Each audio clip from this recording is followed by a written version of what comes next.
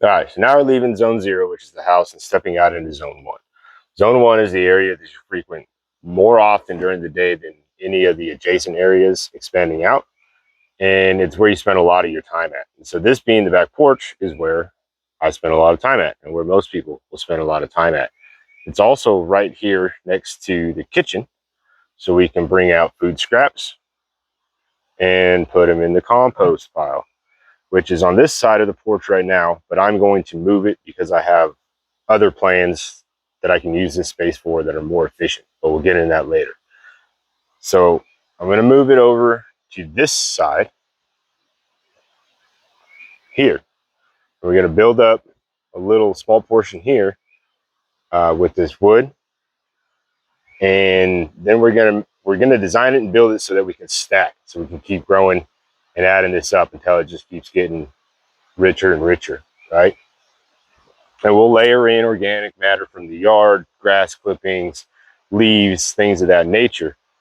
But having it right here, we can also access it and use it to spread out into the yard here, right? We set up a compost barrel here where we can brew tea and then apply that foliar to our grow area out here in the rest of the yard once that gets built up.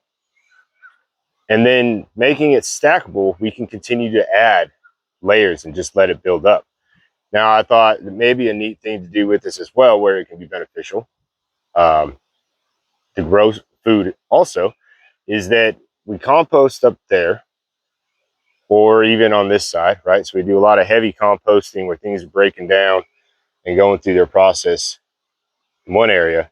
And then we can, once we mix it, we can start flopping it over here and we can start it again, right? However it makes sense. And then we can grow potatoes in that compost because they really like that soil compost, right?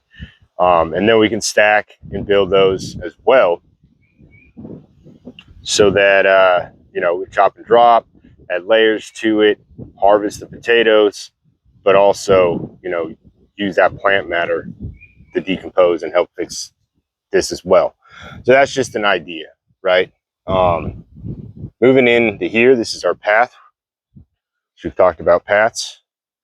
If you missed that talk, we'll have another one. And then this obviously meanders around. We'll go over into the other unit, to the Sukasa side. This area back here is really situated and it's really private, right? You can't really see from any of the sides. We've got these trees over here blocking it out.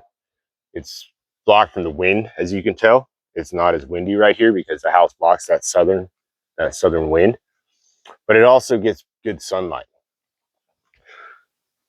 So we can pull these units out of here because they're not even in use. And we can build this up into another deck platform, right? Where we can use this as a meditation, healing area, put in a sauna, maybe a cold plunge that can also, be like a hot water heater, or not a hot water heater, a hot tub type setup, right?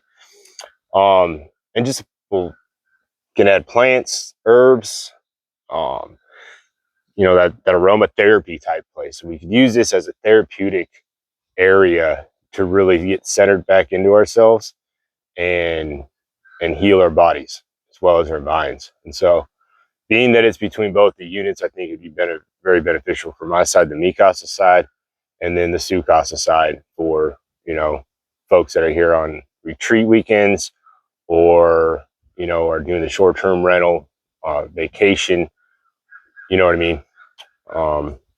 Or friends and family to come and hang out. And then their side, which obviously I'm working on that too, needs a lot of cleaned up. But then that trail can lead down to here into another area, which would be zone 2. And we'll get into zone 2 here shortly. But stay on zone 1, we have this place here, right? Moving around the Sukasa side.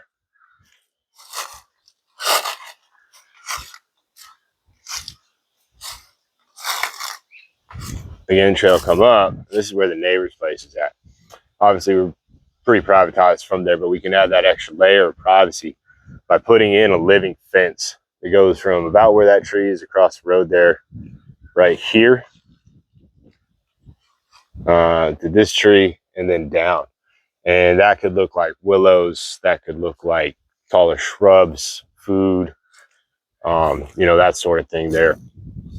Up here, let's do across a porch, we can do the same thing by adding a compost pile here, or design a garden here with maybe a composter coming at the top here, where, you know, clients, customers can put their food scraps in, and then that'll leach down into a garden area right there. So we really want to maximize all of our space in zone 1 with things that we're going to use immediately, herbs for the garden or for the kitchen, you know, vegetables that we cook on a regular basis, those sort of things.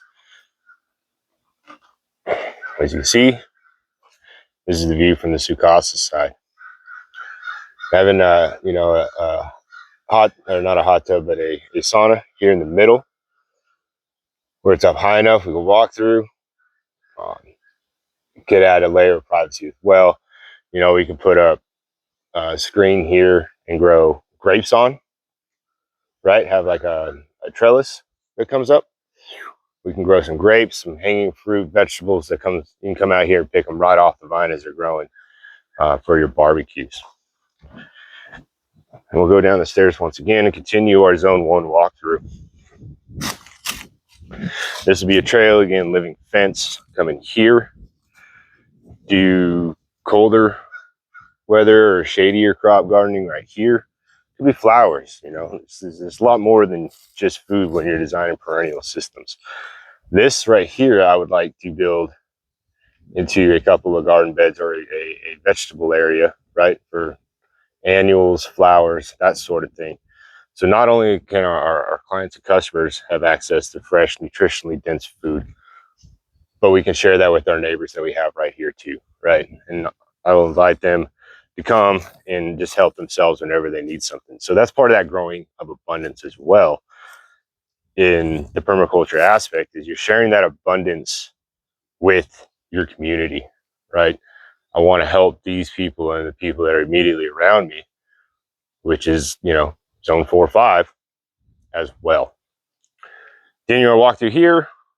We got the front porch, walkway up into, you know, the Sukasa side.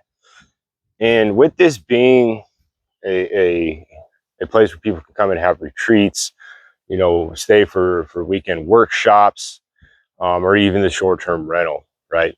It needs to have appeal. It needs to draw you in. So your front of your house, or that zone area, that place from the parking lots to your front door, you want to draw and pull people in so that they start asking questions, and then you can share that abundance of knowledge with them as well.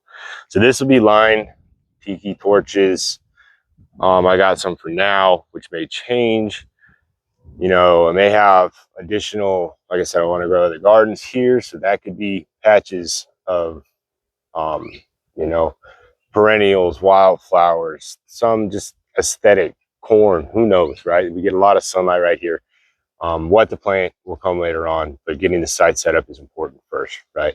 But then here, coming across the front, I'm in the process of designing a front porch garden that will have herbs, insect repellent type plants, whether those are attracting, you know, insects to come and prey on the other ones, or just they don't like the smell and they stay away. Mainly the mosquitoes and the more nuisance, you know, little critters that we got out there in the world. They're important, but they have their place somewhere else. And then also to catch the rainwater that's coming off, putting in a series of ponds, or, you know, little fish sanctuaries, even, you know, a little river creek system.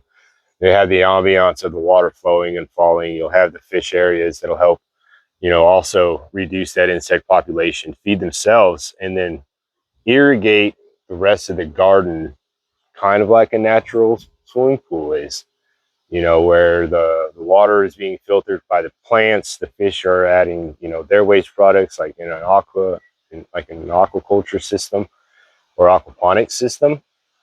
But then that'll keep, you know, it moist. That'll help build and retain that water runoff. So we're collecting and storing energy through our water on site. We're also growing plants that are going to be beneficial for us and our patrons as we come through this area. And then once again, up on the porch, we have all this, as well as zone 1 being another area that we frequent quite often. And, you know, right now I've got my buckets of soil. I've got projects kind of in the works. I don't really have much for storage space right now, but this is my zone 1. Mr. Lunker there came and hung out with me. He's tired and hot, but he got a bat, so he's got to stay outside. So we can set this up too, in several different ways, which I'll get into in detail in other videos. Anyways, going back into the house from zone 1, back into zone 0.